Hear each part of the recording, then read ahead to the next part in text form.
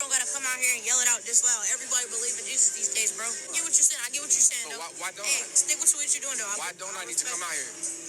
It's a waste of time. People, what if people just get mad at you, boo you, hit you, bro? They got mad at Jesus, though. The world hates me because I testify that these are evil. Hey, let me ask you a question, little bro. Can I ask you a question, little bro? Yeah. If I knew you was gonna die tomorrow, if I knew it, and yeah, my birthday tomorrow.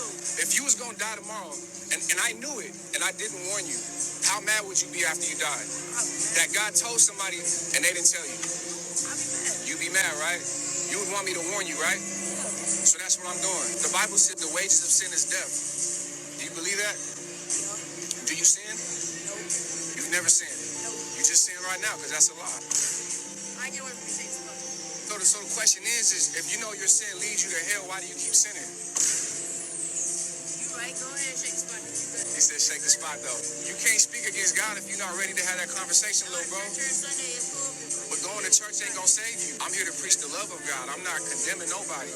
But you need to be saved, bro.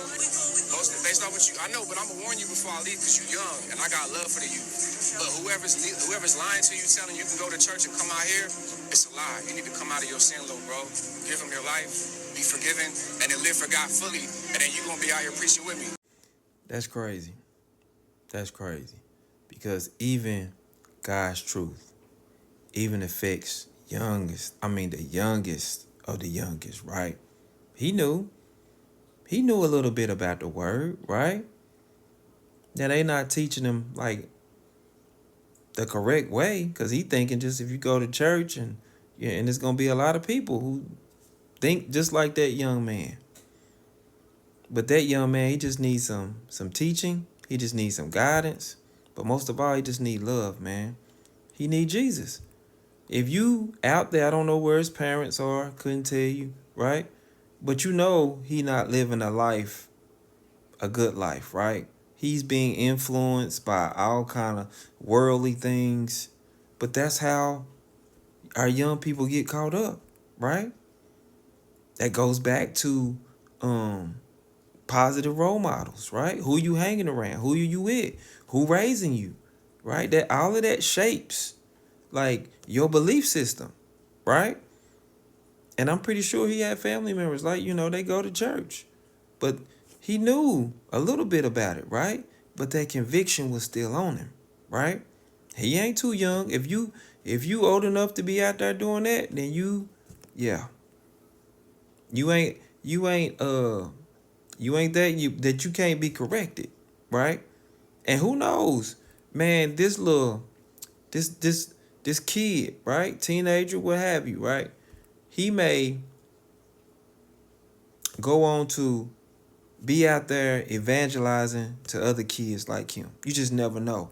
But see, that seed was planted, right?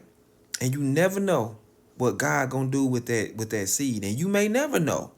But I do believe that when you plant seeds, right, and that they grow according to God's holy and divine will, right? He will water that seed. He'll make sure that that word, right, that word will not fall on rocky ground, right?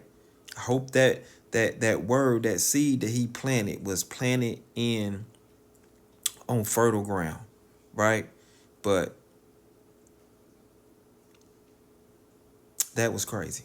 What a conversation. What a conversation. What a conversation. You see, he thought he knew, but he did not know. And when he told him, he knew he was correct. Man, that's the power of the living God. That's the power of our living God. Anyway, y'all let me know what y'all think in the comment section below.